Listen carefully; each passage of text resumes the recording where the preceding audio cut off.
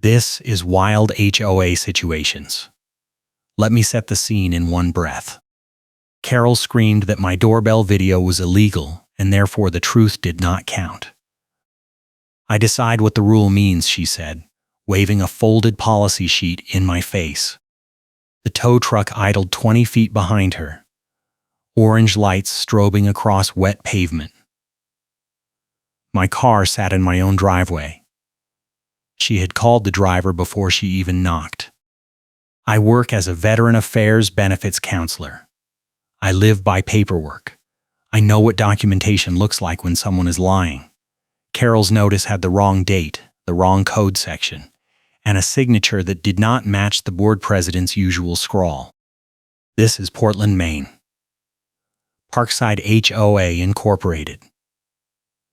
A neighborhood where a missing document becomes a neighborhood scandal. Carol Ramirez is the communications director.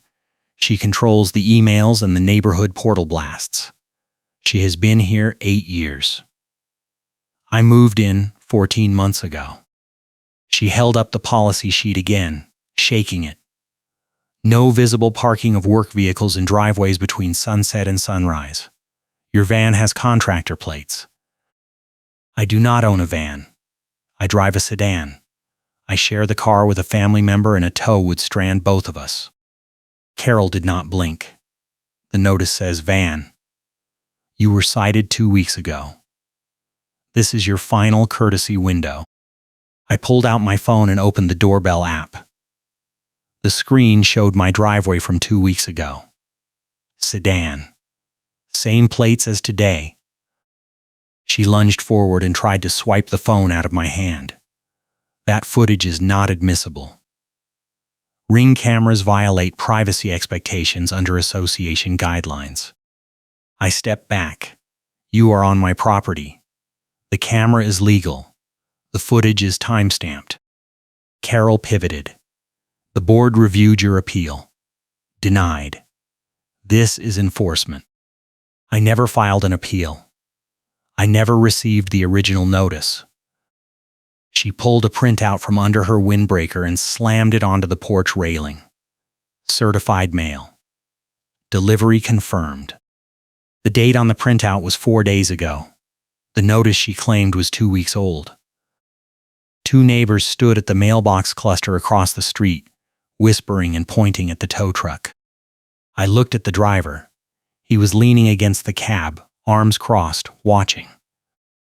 Carol turned and waved him forward. I held up the phone. I am recording this. You are attempting to tow a vehicle that does not match the violation. The notice is backdated. I have proof. She smiled. Go ahead and call whoever you want. I have a committee for that. The tow driver walked up, slow and cautious. He glanced at my car, then at Carol, then at me.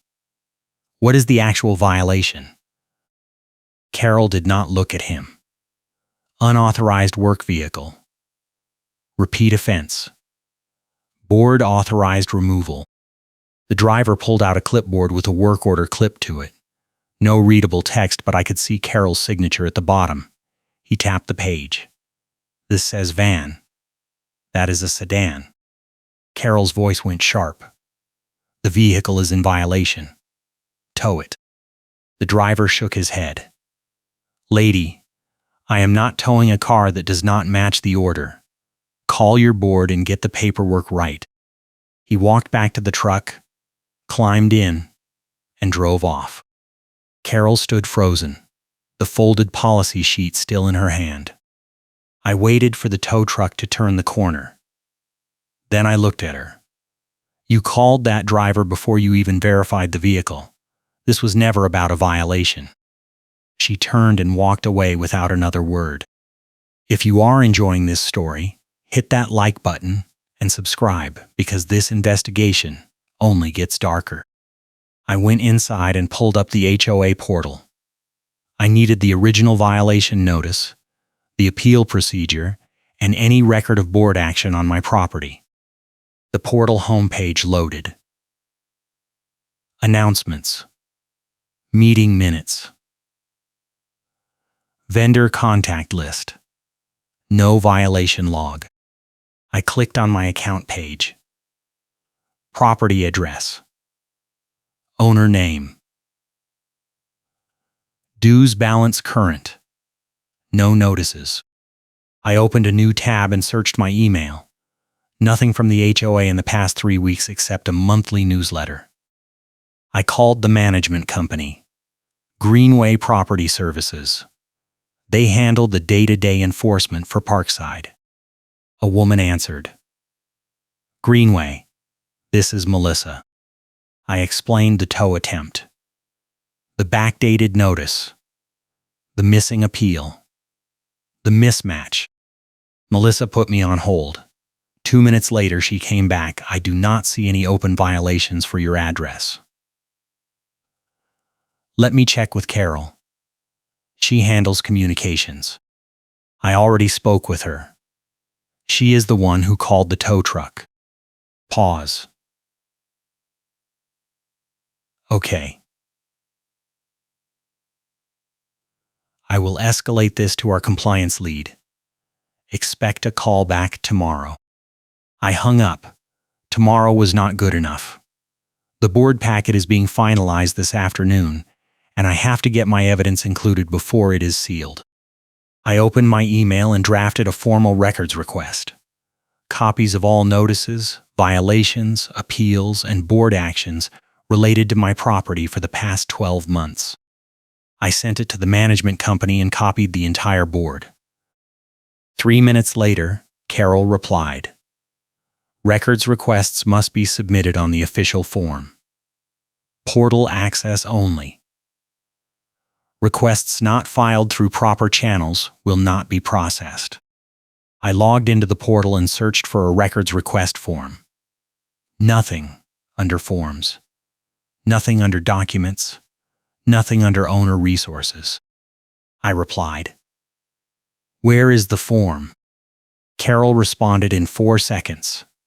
Available upon written request to the compliance committee. I stared at the screen. She wanted me to request a form to request records. I called Melissa back. She picked up on the first ring. Greenway. I need the records request form for Parkside HOA. Pause. We do not use a form. Just email the request to the board.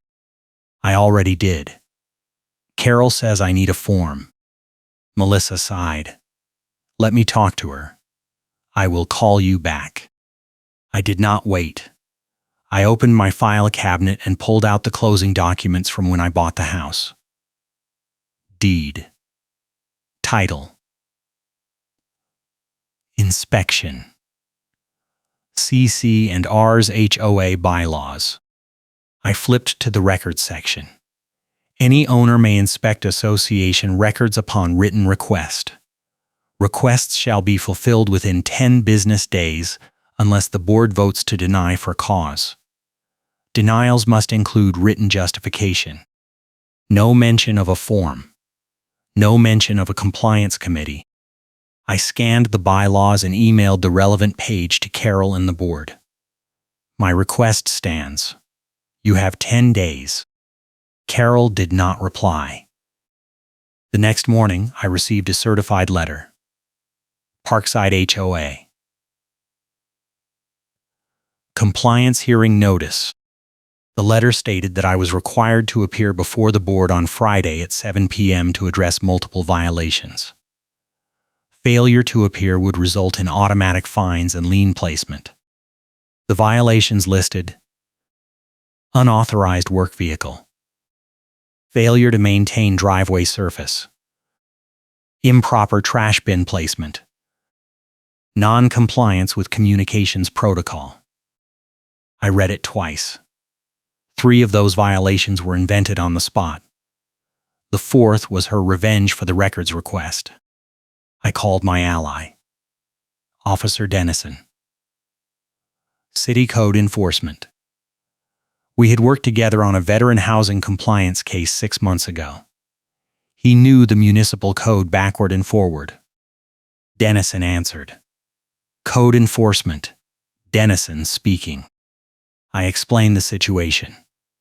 The tow, attempt, the backdated notice, the fake violations, the hearing. He listened without interrupting. When I finished, he said, "Do you have the notice?" I took a photo and texted it to him. He was quiet for a moment. Half of those are not enforceable under city code. Driveway surface maintenance is owner discretion unless it is a safety hazard. Trash bin placement is city code, not HOA. And communications protocol is not a thing. What about the work vehicle? He paused. That one depends on your CC&Rs. If they define work vehicle, they can restrict it. But a sedan with contractor plates is not a work vehicle. That is just a plate type. It does not mean the car is used for work. Can they force a hearing on fake charges? They can hold a hearing. But if they fine you without cause, you can dispute it. And if they lien your property based on fraudulent violations, that is a legal problem for them. I need to know if this has happened before. To someone else. Dennison went quiet. Why do you ask? Because Carol called a tow truck before she verified the vehicle. She had a work order with my address already filled out. She knew the driver. This felt rehearsed. Dennison exhaled. There was a case about 3 years ago. Owner got hit with repeat violations for things that kept changing. Paint color, fence height, lawn chemical use.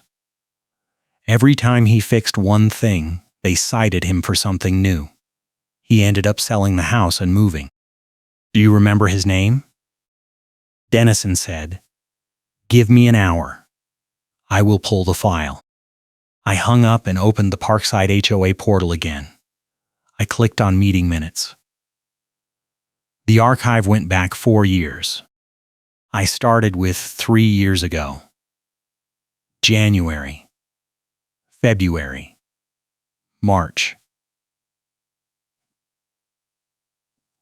April. In the April minutes, I found a line item under new business. Compliance escalation approved for 492 Pinecrest Drive. Vendor authorized for removal if necessary. 492 Pinecrest. 4 houses down from me.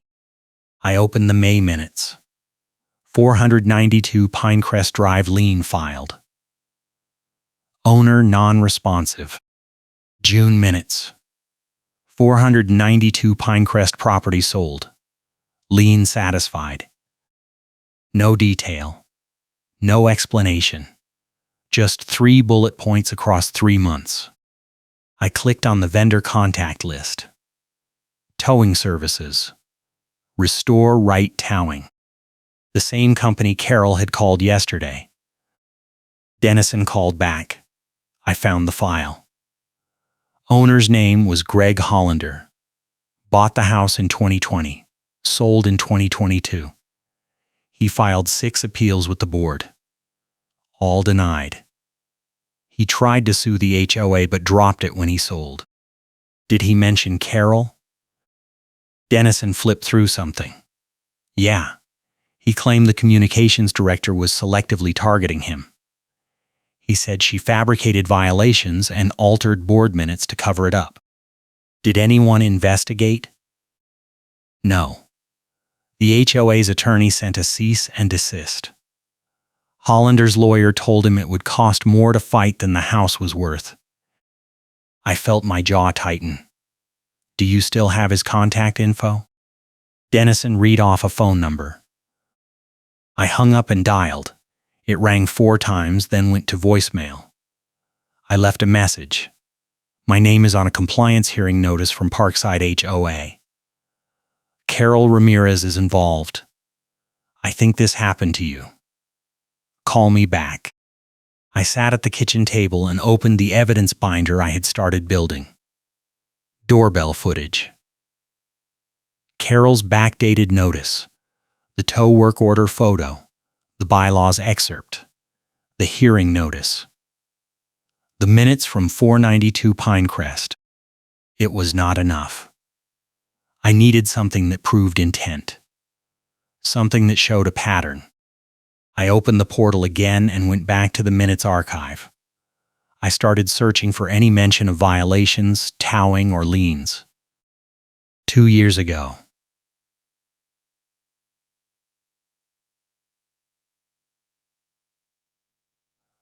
October minutes.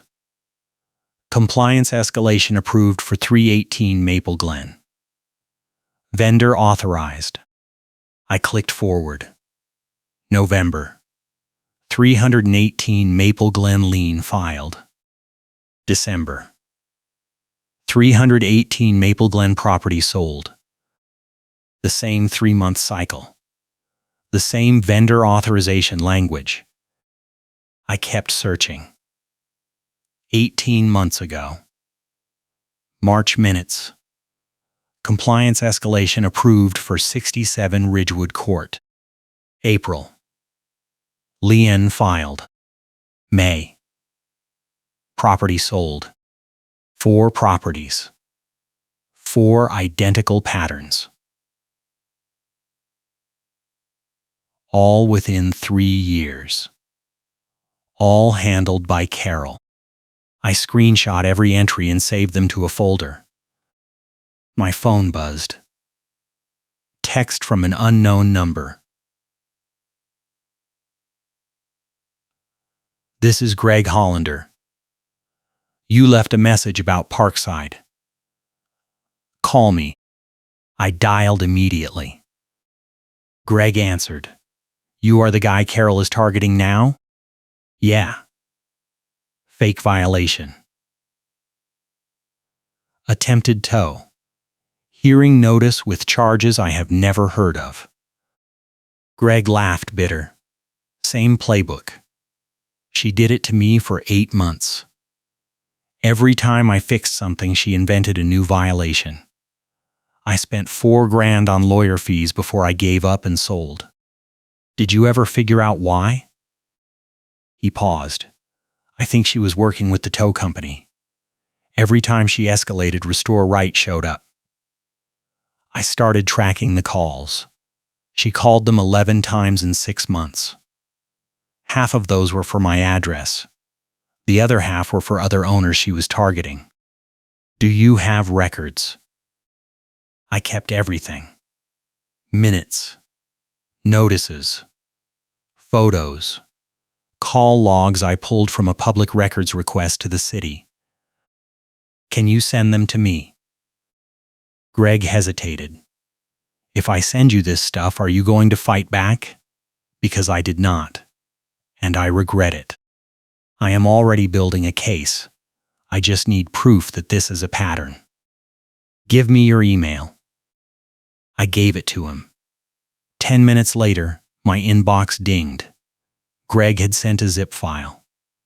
87 documents. I opened the folder. Notices. Board minutes.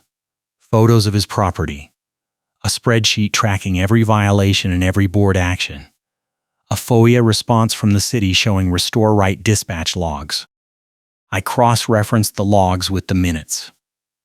Every time the board approved a compliance escalation, Carol called Restore Right within 48 hours.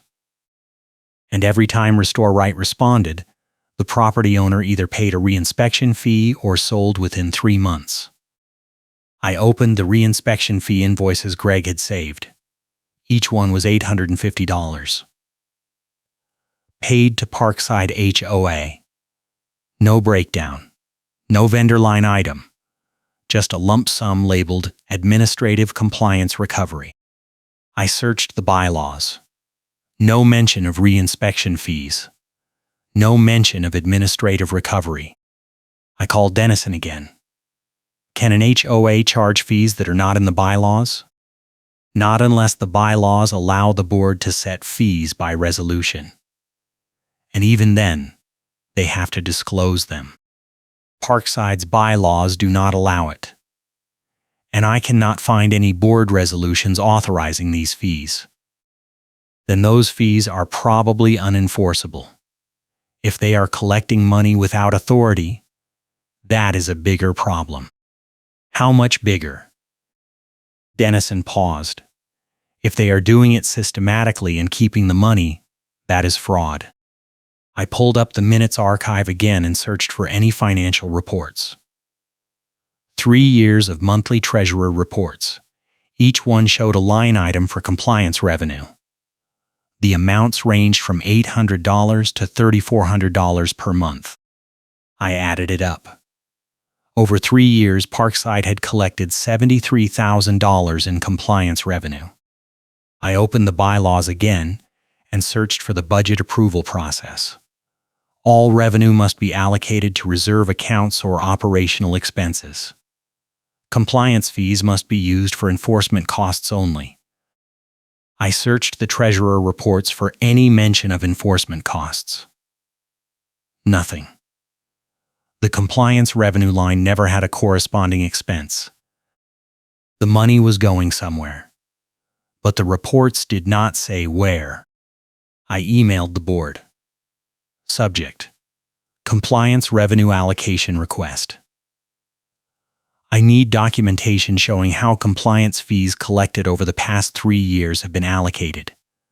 Please include vendor invoices, enforcement expenses, and reserve transfers. Carol replied in 2 minutes. Compliance revenue is allocated at the discretion of the board.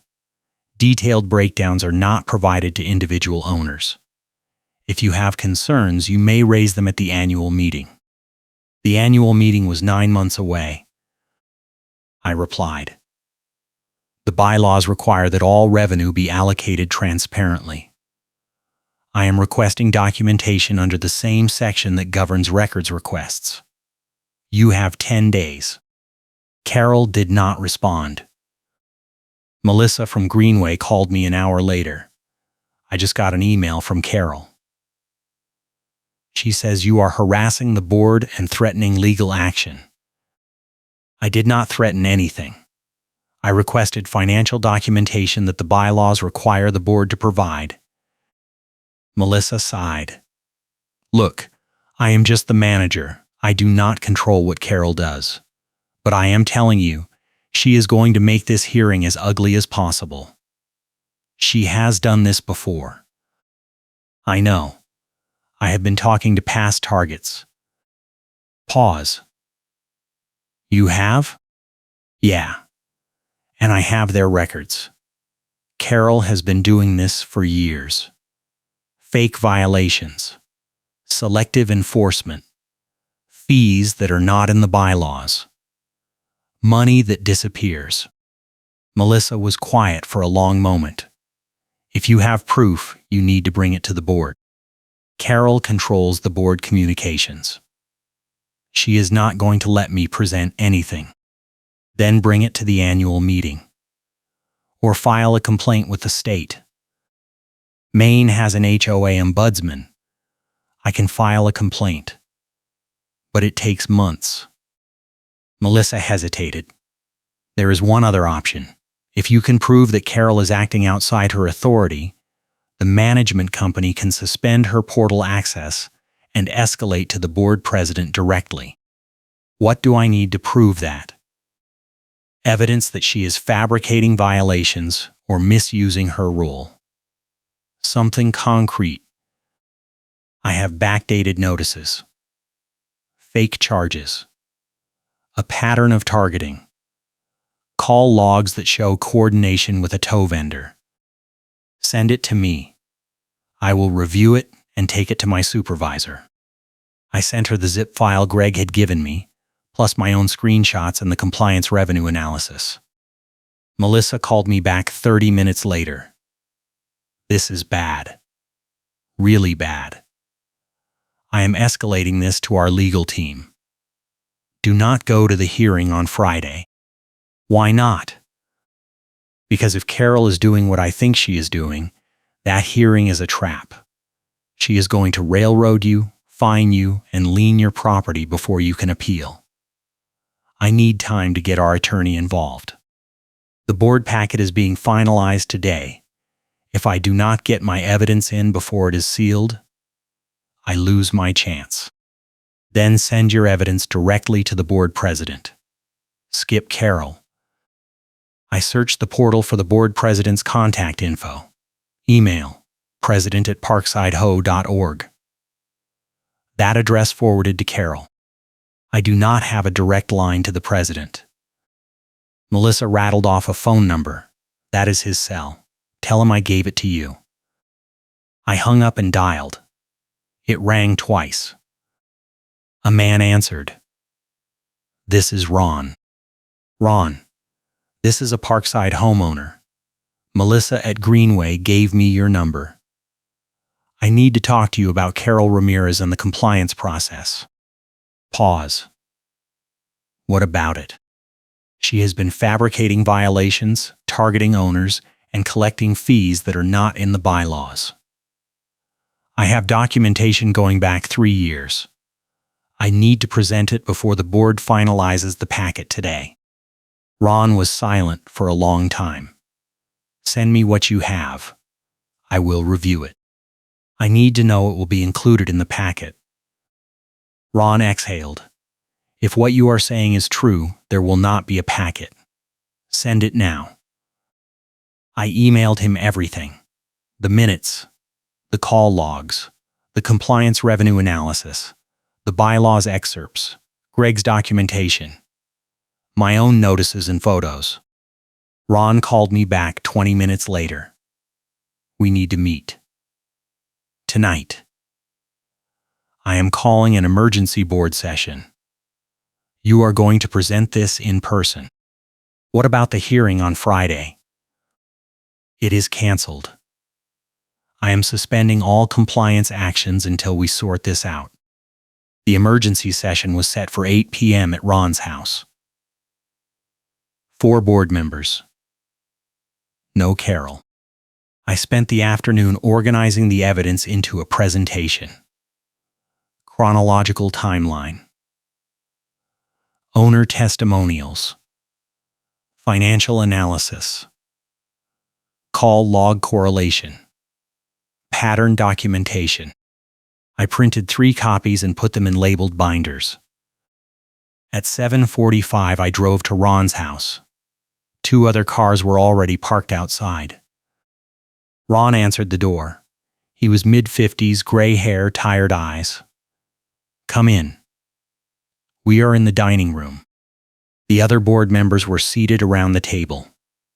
Vice President, Treasurer, Secretary. All of them looked uncomfortable.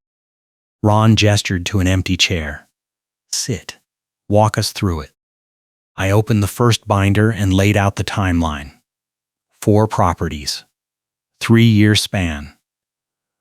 Identical escalation patterns. Same vendor. Same disappearing compliance fees. The treasurer interrupted. These fees are in the budget. They are listed every month. I flipped to the bylaws excerpt. Show me where the board authorized them. Show me the resolution. Show me the vendor invoices that match the revenue. The treasurer looked at Ron. We do not have those.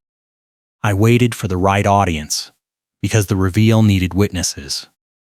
I pulled out the second binder and opened it to the call logs.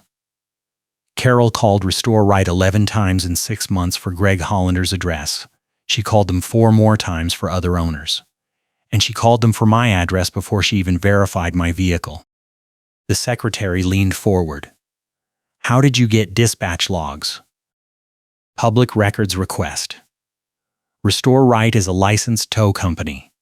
Their dispatch records are subject to HOA. Ron looked at the treasurer. Did we authorize Restore Right as a preferred vendor? The treasurer shook his head. I have never seen a contract with them. I pulled out the trump card.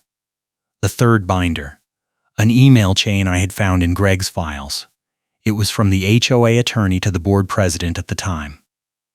3 years ago. The email was a warning.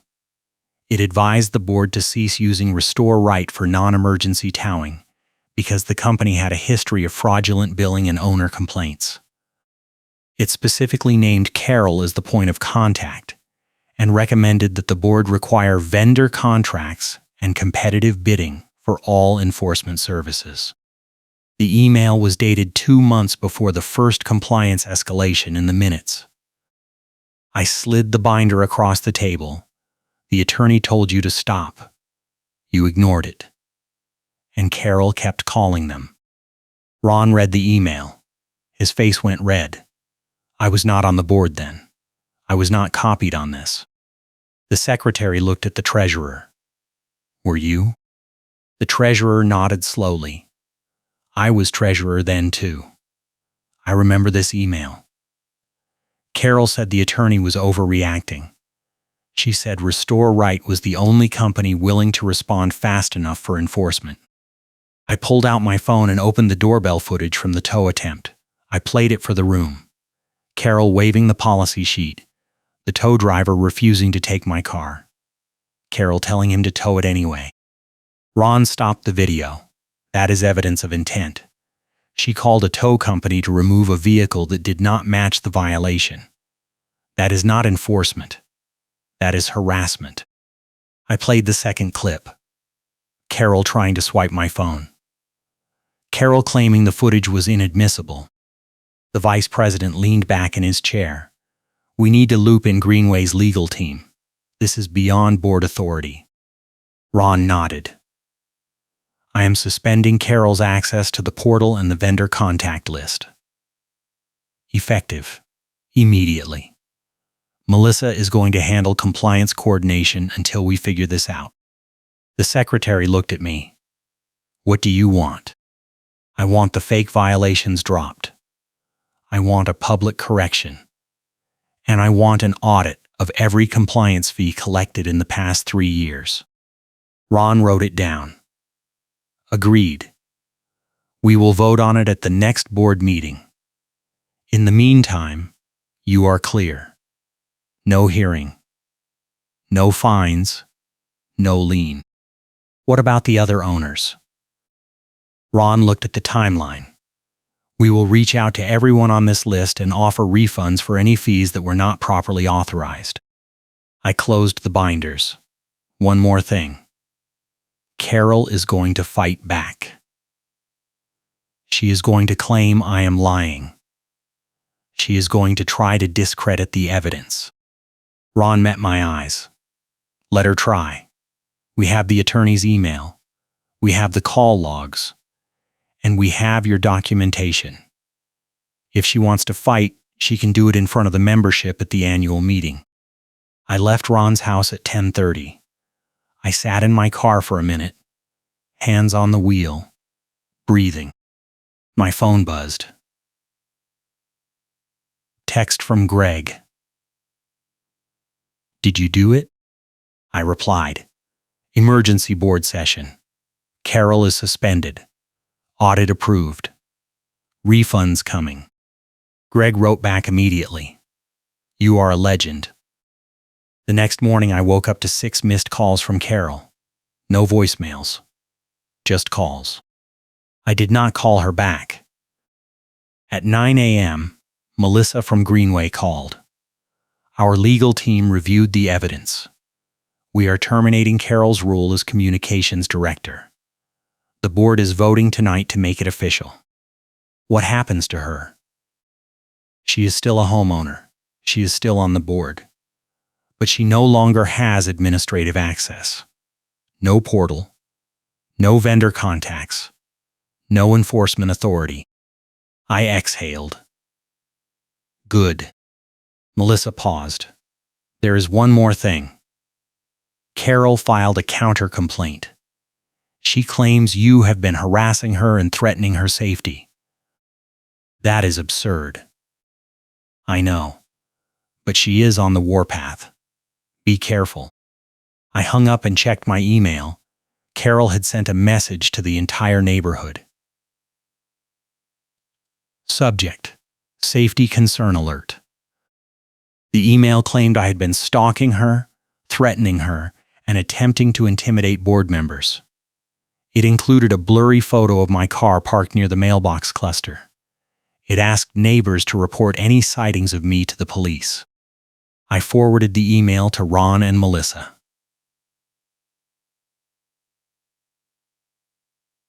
Subject: False accusations. This is defamation. Ron replied in 3 minutes. Unbelievable. I am sending a retraction email right now. Melissa wrote, documenting this for the legal file. If she keeps it up, we can pursue a cease and desist. I did not have time to wait for a retraction. Carol was trying to isolate me and turn the neighborhood against me before the board could act. I opened the neighborhood group chat. 52 members. Carol was one of them. I posted a message. To clarify recent emails, I have been working with the board in Greenway to investigate compliance issues. I have not threatened or harassed anyone. I have documentation to back up everything I have reported. If anyone has questions, I am happy to share the facts. Carol replied immediately in the group chat. This is exactly what I am talking about. He is using the group chat to intimidate me. 3 neighbors jumped in. Actually, Carol, I got your email and it felt way over the top. Yeah, I have seen this guy's car at the mailbox 100 times. That is not stalking. Why are you sending safety alerts about another owner?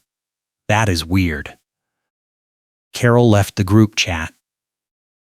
Ron sent a neighborhood-wide retraction email 15 minutes later. The HOA sent a correction email retracting the smear. He clarified that I was cooperating with an internal audit, that no safety concerns had been validated, and that Carol no longer spoke for the board in compliance matters. The board meeting that night was standing room only. 23 homeowners showed up. Twice the normal turnout. Ron called the meeting to order and summarize the situation. Compliance irregularities, financial discrepancies, vendor relationship concerns, suspension of the communications director pending investigation. Carol stood up from the back row. This is a witch hunt. He has been manufacturing evidence to discredit me because I enforced the rules on him. Ron did not take the bait. The evidence has been reviewed by the management company and our attorney. It includes public records, owner testimony, and financial analysis. If you want to dispute it, you can submit a formal response. Carol pointed at me. He is the one who should be facing a hearing. He violated the communications protocol. He harassed board members. He threatened me. Ron cut her off. The board has reviewed the complaint. It is without merit. You are out of order. Carol's face went red. She stormed out of the meeting. The board voted unanimously to remove her as communications director. They voted to authorize a forensic audit of compliance revenue. And they voted to adopt new vendor policies requiring competitive bidding and board approval for all enforcement contracts. The secretary read the final motion. Any homeowner who paid a compliance fee in the past 3 years may submit a refund request if they believe the fee was improperly assessed. Refunds will be processed within 60 days. The meeting ended at 9:30. 3 neighbors stopped me on the way out. Thank you for doing this. I paid $850 2 years ago and never understood why. Carol tried this with me last year. I am filing for a refund. You should run for the board next year. We need people like you. I drove home and sat in the driveway for a minute. My phone buzzed. Text from Dennison. Heard you blew up an HOA. Nice work. I replied. It is not over yet. Dennison wrote back. It never is. The audit took 6 weeks. The forensic accountant found $68,000 in compliance fees that had no corresponding expenses. The money had been deposited into the HOA's operating account and then transferred to a separate account controlled by Carol. The account was labeled Marketing and Outreach Fund. It was not mentioned in any budget, it was not authorized by any board resolution, and it had been used to pay Restore Right directly for 15 separate towing incidents over 3 years. The accountant's report concluded that Carol had created a kickback scheme. Restore Right inflated their invoices. Carol approved payment from the fund. Restore Right kicked back 20% to Carol via a personal consulting contract that was not disclosed to the board. Ron called me the day the report was finalized. We are filing a complaint with the Maine Attorney General. This is fraud. Possibly embezzlement. What happens to Carol?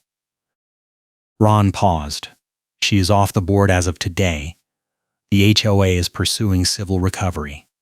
And if the AG moves forward, she could face criminal charges. What about Restore Right? We terminated the relationship. And we are reporting them to the State Towing Commission. 2 weeks later, the AG opened a formal investigation. Carol hired an attorney and stopped responding to HOA communications. The board sent a settlement demand. Return the $68,000 plus interest, resign from the board permanently, and waive all claims against the HOA and individual owners. In exchange, the HOA would not pursue criminal charges. Carol rejected the settlement. The board filed a civil suit. Breach of fiduciary duty. Fraud. Misappropriation. They named Restore Right as a co-defendant. The case moved slowly. Discovery. Depositions. Document production.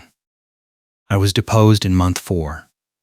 Carol's attorney tried to paint me as a disgruntled owner with a vendetta. I handed over the evidence binder, the call logs, the financial analysis, and the attorney email from 3 years ago. The deposition ended in 40 minutes. In month 6, Restore Right settled. They admitted to inflating invoices and agreed to pay $45,000 in restitution to the HOA.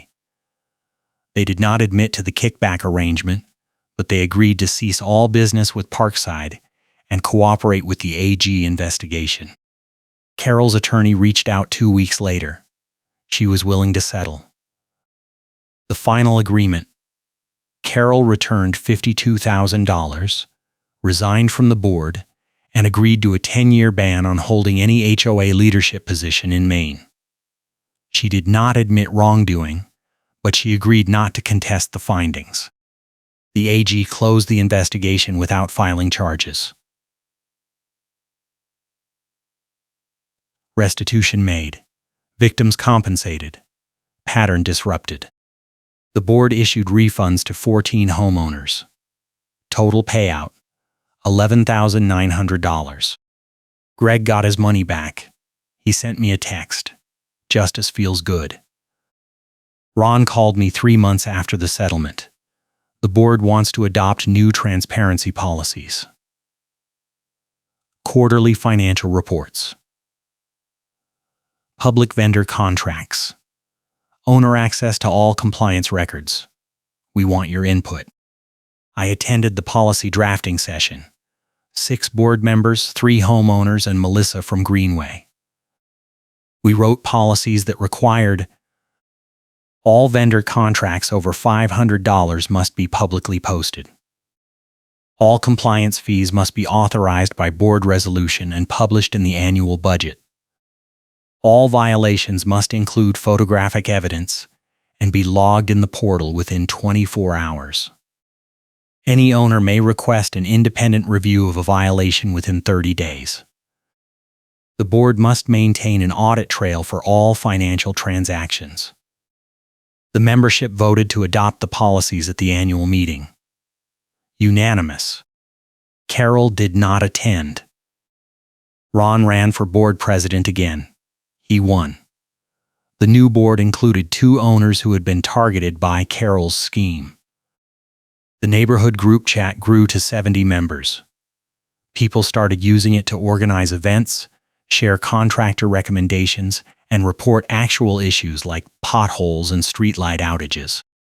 I ran for the board the following year. I won a seat. My platform was simple: transparency, accountability, and no more selective enforcement. At my first board meeting, we reviewed a new compliance case. A homeowner had parked a trailer in his driveway for 3 days during a move. The old board would have sent a violation notice immediately.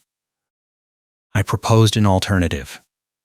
Send a courtesy reminder. Offer a 30-day grace period for moving situations. Track it in the portal.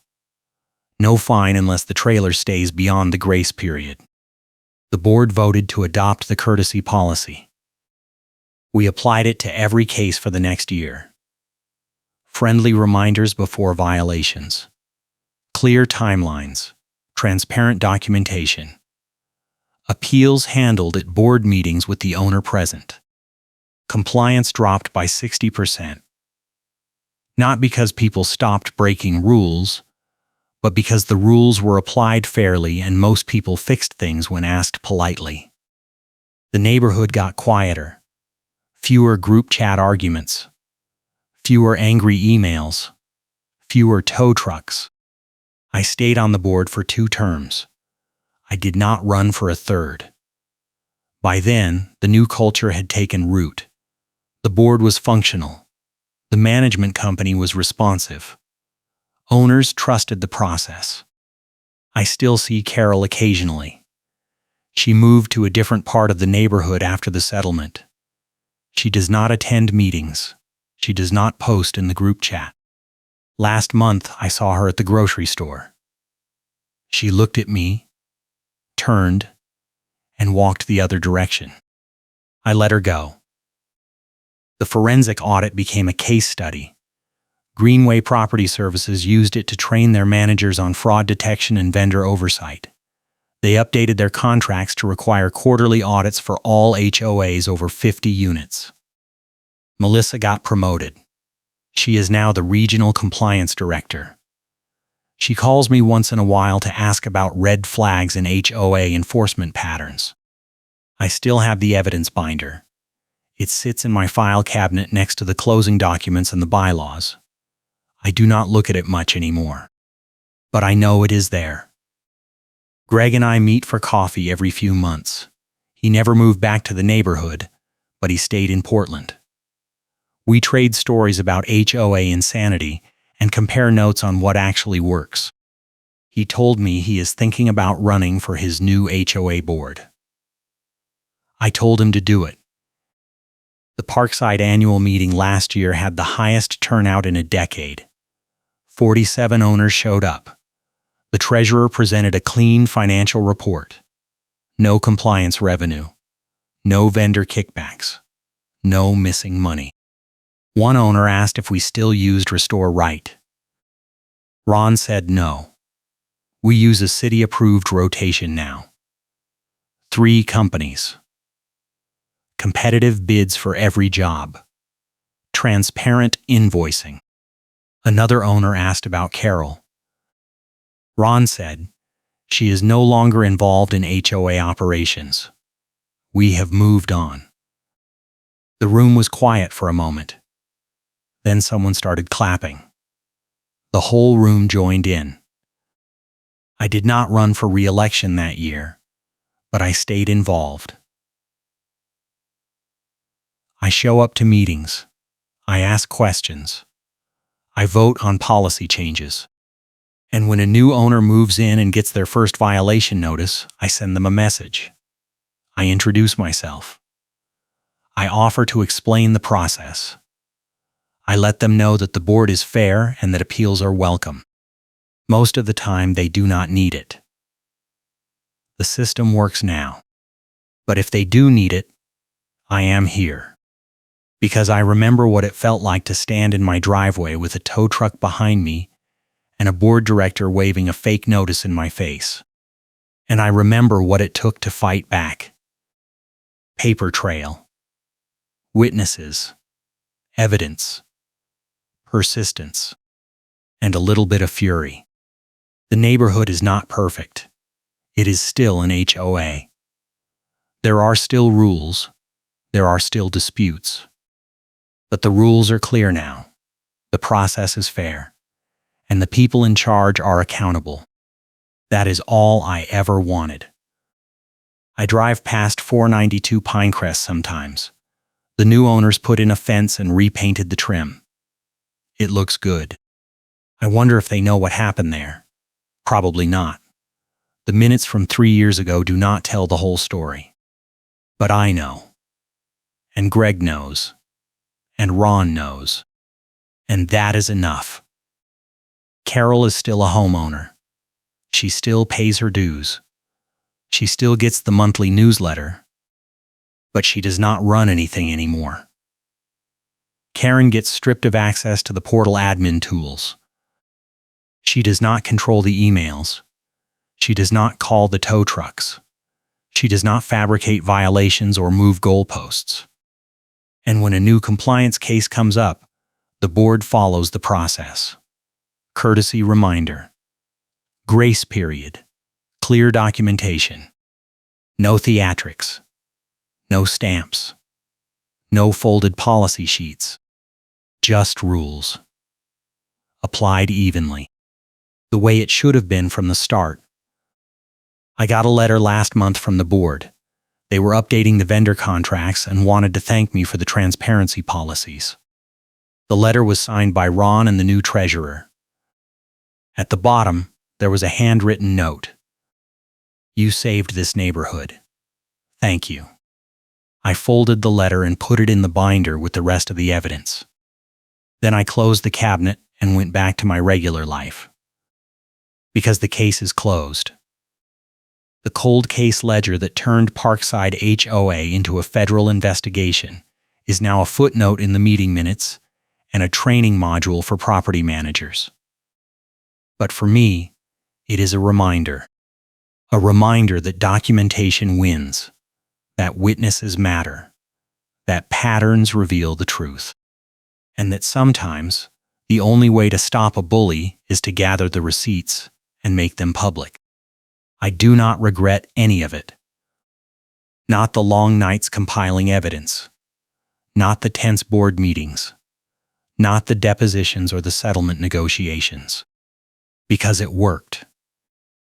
And because 14 homeowners got their money back, and because the next person who moves into Parkside will not have to deal with Carol's games. That is the win. Not revenge, not humiliation, just accountability, and a system that works. I still see the two neighbors who witnessed the tow truck showdown. They wave when I drive past the mailbox cluster. One of them joined the board last year. Dennison retired from code enforcement 6 months ago. He sent me a card. It said, "Glad you won. Keep fighting the good fight." I text Greg every time I see a new HOA horror story online. We trade commentary and remind each other that we survived worse. Melissa still calls when she has a tricky compliance case. She asks for my take. I give her the same advice every time. Document everything. Stay neutral. Follow the bylaws. And never let one person control the narrative. The Parkside Neighborhood page on the city website now lists the board meeting schedule and links to the public portal. Anyone can see the minutes. Anyone can see the financial reports. Transparency is the default now, not the exception. That shift did not happen by accident. It happened because owners demanded it and because the board listened. I am proud of that. The settlement with Carol included an attorney fee refund clause that makes the board stop the nonsense instantly. The clause required Carol to pay all legal fees incurred by the HOA and the affected homeowners if she ever attempted to relitigate or challenge the findings. That clause has never been triggered. Carol has been silent. The last time Ron saw her, she was at the neighborhood pool with her family. She did not make eye contact. She did not cause trouble. She was just another homeowner. Ron told me he felt a little sad for her. I told him I did not. She had a choice at every step. She chose to fabricate. She chose to target. She chose to take the money. And when she got caught, she chose to fight instead of apologize. So no, I do not feel sad. I feel satisfied. Because justice is not about making someone feel bad. It is about making the system work. And the system works now. I got an email last week from a homeowner in a different neighborhood. She found my contact info through Greg. Her HOA was trying to fine her for a violation she did not commit. She asked if I had any advice. I sent her the evidence checklist I built during my case. Document every interaction. Request copies of all notices and policies. Cross-reference the bylaws. Track the timeline. Identify patterns. Find witnesses. Stay calm. Stay factual. And do not stop until you get answers. She wrote back 3 days later. She had filed a records request and found discrepancies in the violation log. She was escalating to the board. I told her to let me know how it goes. I do not know if she will win, but I know she has a better chance now than she would have had a year ago. Because the tools exist. The playbook exists. And the precedent exists. Carol's case is not sealed. The settlement is public record. The audit is public record. The policy changes are public record. Anyone can look them up. Anyone can use them. And that is the real win.